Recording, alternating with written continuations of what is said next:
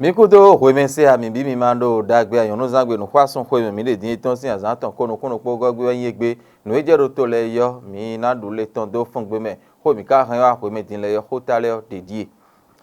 mi atum to me lo jile o to gan e mo to gan e romo asitan to bi to si le yo lo to bi me do won ne ka mo partis talon sin asigbon ko nu edu kan kaka bo ko o wa do fefo etin yo mi kan ho bi o to si kodo me kode o le mo no yo gbon e le o eron so nu gbon e le eto nu lo to fene fe cho idin gbon yo ye do teme mi na do gbe tonu mi minatno le loin ji fon kansin ale nuo o ye no vovo attentin bo benento e do ntunye do loin ji fon kansin ale nje yan ye te o le no kan zungbon e le loin ji mo fon kan gbon e le no tan gbongbon do ayo ji de suti tengbe yo e hle po do mejile je khado le benento ni tonu ye le to ezombo nton do me ko benento ton so nton temete modo ye ne e ne de soro mi si bo minado pe to mi ko de vona le agona mi chele mi blo mi de do minavlo bi si kanu mi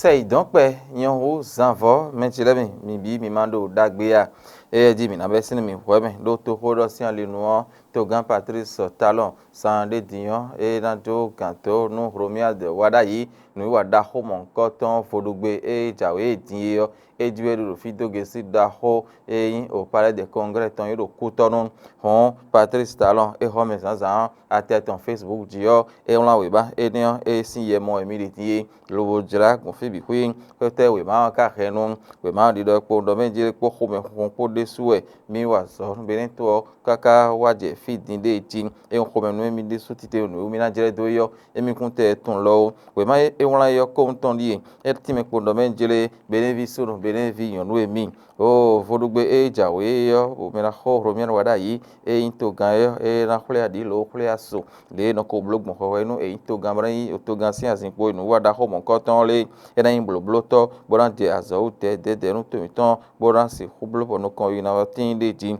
hon e wezo mi gbon ye kan e ni o me boro o de ho ni buka bio ni do menjele taragbe na ple dodo to ganzo eniyan ejuro wa na wa nu korokoro ten ede fo jaweru nu konton ede tin apa mi ton kuyo emi gbon fi lo bo do menjele poko me hun po emi ro azo na jo ni we de tin bo ran jo obìnrin to sin tan ni no to nu gbo de tile mi ga gbon fi bo ro gbe do nu do poropo me bi hui ton e do azo fe o wole lenu emi no do zogbe ti le na gbon li agbe alon anonu bo le emi ka dogbon ye fe onugbo cho me bi hui no bu kham bo azo kaka no hui wo egbon gudo tin le kaka je fene no to bo so lo do sin no gege edio azo da hora ho do sin bo ka pe nu kun bo wa ene le bi hui yo ne na blogbon bo ran zon bo to mi to na han we bo ran je nu kun do bo to bi hui na to ran era hu to da ho yo bo nu kon ikarantin do akwesi kana le do po fide ko sin ali nu yo e o jenzon bo nu ti mo deji ali okun bo o de bo me kun nu bo e so ya doji bo po se mi ondo lo le e ka don kaka je fene din ye po ko me hon po de sun e be mi lo azo jo do e de tin e mi do di do po do menjile le ali yo e do de bo ve okun e yo e ka do mo chuo enele bi huye khle do menjile egbedian do poropo mi ton mi wado le ton duwe le nde gbonda yo me bimo le nka de gbondin ofe ne ogudu yo me bi levoro o mi mo de ti hon vivon ton mi mo pondo menjile gbe bi huyo e ramodo e o be ne to din so into ho da ya me be ne to dio bi o mi ma mo menjile me bi mado mondo e diandi ali o ka ve be ka zon do le de gbon wo le vivon ton alors ho nu emewe ewadi hon nu dagbe ne boka yin dagbe nu be ne vile bi hui deji enele bi hui yole to o wedo ku mi do kono we me bi huye no bu lo do du deji enio deji Patrice Talon e bi okpo do menjele benevi sunu benevi yonu e do to hunu ku mi ton le me e do gele to khole me e do to gudo po do ton pe do yo vi jon jale ko bi huyo e mi so deji e linkoton so jona deji me ra hodo zugweti lido menjele nugbo do gbeta temeteme e no bu kha emi lobo wazo je fini yo emi gbon fi lo bo rogbe dorun ye lo mo ide su titengbe de tin beden to bi hui de so mi to gbe do kporoko to vi le ton e no de me no emi ko de no emi no bu kha mi alopa de kaka je fini de tin emi gbon fi bo ro bi ko do menjile azana ho e ro no komito don lobo jawe yo do de jina tin deji e karo mocho mi ale to gbe no yonu emi ton e yan si fe emi ton lobo no po kha emi bo de kha mi ka je fini die no Claudine no gbenayon po vi esi eyin emi talon sin asiede ji mi to gbe ni so titengbe do bu no kha emi sulu edoe no yun e ro na emi ali e ro de no emi gbon ho gbe po wa ro de mi o blogbon le se gbon le blogbon le yo ene bi hu yo do glo fini e dalo emi le so titengbe no emi wa din bo do gana jonu romia ti wara yo ko me hun de su ewe eyinu emi de ji numo koton era indo o ganji be khlepo no menjile tomiton no kon yo ena lo tin ni alopa fode din nigbon fi bodogbe no benen vile dogbe no joro dagbe e ro koropo me fi tondo lobo na si hu no bu bonu kon yi na si hu tin le olun ni bo inu ya only da ho benen to ton yo me bi hui na si hu no po lo blobo dagbe yo ena yin o tintin to de ji emi wa no to ye bo mo no menjile benen to do po bo ka biu bo ka si hu do no kon yi kan ho emi Patrice Talon e ola maye wodogbe to odogbe me bi hui lobo talome e home e yonu zangbe no kwaso sin azan ko no kon do pogo gbe mina lekosin ene gudo lo apane hoje mi karano do Patrice Talon e do hodin e do hodo asifeton o yonne e no po lobo azodede khero do fenefe chubo iten e le de we khaegbon de le dali jigbon temeteme le yo o mera ho e do zogbi to sele o mi de mi jeti ayo jinu gbo bo kan ho bi o ai no Claudine no Talon de mi ka mo o wa lo ton gbon kaka no pe o Patrice Talon asuton e no to tanai e ti me po do menjire e o me ho kun do e do mi o yon dagbe ne yonu e he na konde we ro ko de jin do e kun tero je tagba me kun ka tero tagba de je po me de po me e kun ka nu so lo bo ga nu so e ge bo he lu ni so bo cho ho bo nya a ha de di ku mo me le e no ho fe to mo yi to fe bo ro wa fe do e do menjire e no e mo sunu ra ho abi sunu kuloga sunu e sunu jo sunu abi sunu me ho abi sunu do ali dia de le nu yo e kon gudo fene yo le yon titengbe ro ko do fene Claudine Talon ne de ji no enio dandame azoto to we Patrice Talon edo sin lobo wakaje fini dinyo ero mande me dandan do hoiro me walo me iko iwa pome we de khame enele to khame no zo to no khame nele bi khuyole e blofe tubo e dende jin me levo e mi kan hobio to vito sile me foi nen me la ho rabi ka ba ne ero me tuen to horo san lindo poedia eti me podo me jere ko e Patrice Talon loyo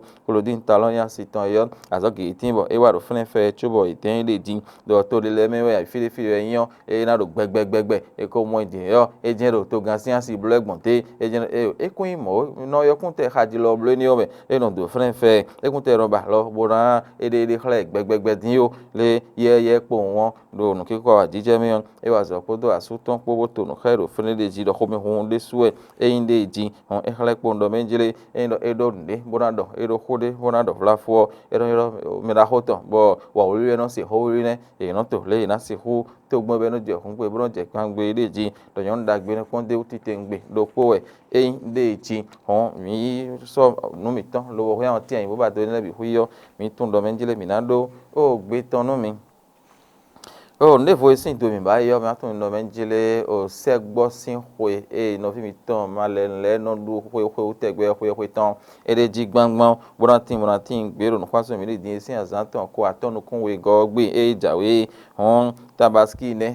ene no fi mi tan ma le no du yo o gbo e we no se gbo ene no huro fene yo e ko ra ki ojiwa we ko ro ho ya ni kan gwan di yo mi ha o tin yi do ali ene no o me de se do mi tan le jete wo ifosa ahire tin bo fene inkom bo ino sa o segbole do fine bo enele bo mi de be ko do kan so fine din ya ko ejiwere he hoto di a le do ezon ide jinjan bo jo home pon fine ne o gbo ne wa hiji ne he hoto ka di a Musa Abubakar insisa to ro po itimi po do menjele yo iwa menji lo ino wa to ka do po vlafure to ka do po vlafure bo lo fine bo gbigbo je mi le gbo ru na bo lebe na bo no pe tonu suo irimo do ganji bo wa hode jin do ku yo no ase po bi kene be ro fo azabi chubo ino go sin sun do hando bo no ape ya yo bo fi bi no go mo ro titi de jin do fi mi ka le diyan le bo le ekun te po me le va hide su titengbe mi le mi no yi sedo bo no so han fi mi fi ya yiji mi no so sedo be wa mi no sa bo mi sa mi aso ko so sedo bo mi po me ko de wo le yo ino do kan te be o le de di me le mi asagbon di me namba kwete ko ame le na igbon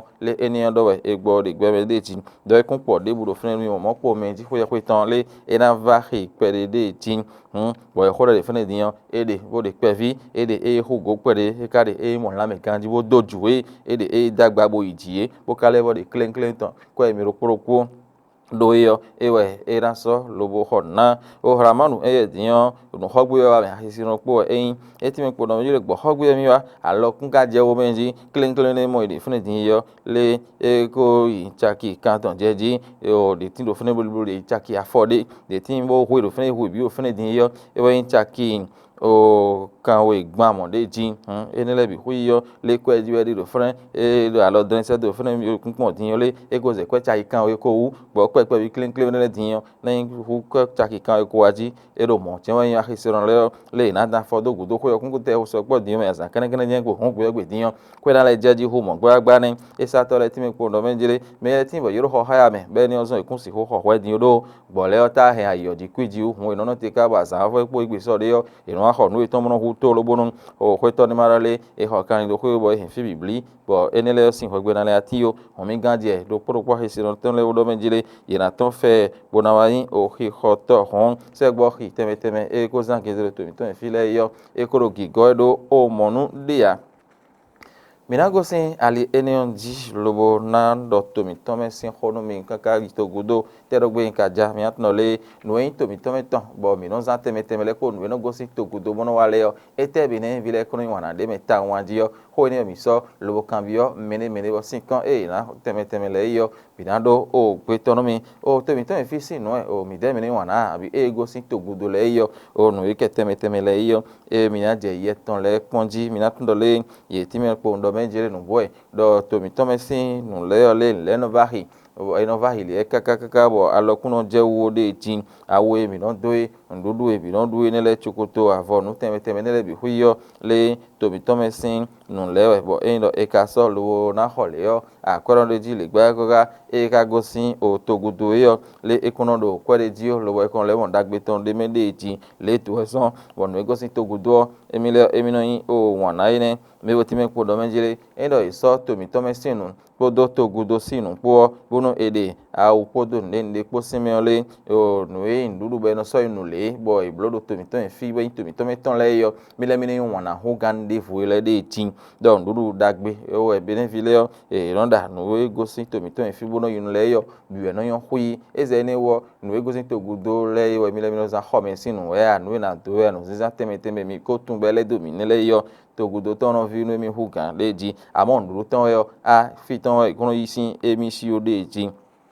mede woti me pondo menjele do nuwe zon ta ma mi do mondo yo le eno e pontiyan o ye me no pati bono blo o akama enele yo akama do po iblo e de sin ho e honu do po ho e gban di ho ko di do po e blo e jende ta je no adio abi no ablo hon video do fin ken do po nde kun di yo do fred di ya no ayo ye me no pati bono ta cha na tele yo ye ro we cha so de me boro no kuma huzu na be ro me ton we on le hwele kaka le ko de gbon ho e honu ko ni me le plan zo yo mo je e de gbon ka je din bo e ro mo be no le to gbon ali to kundo ni de no lo di yo ne mi ablo gbon be na jacho ho gan le kode awo mi ton ne mi akwa blogbon be dan yon pon e onu le mi ton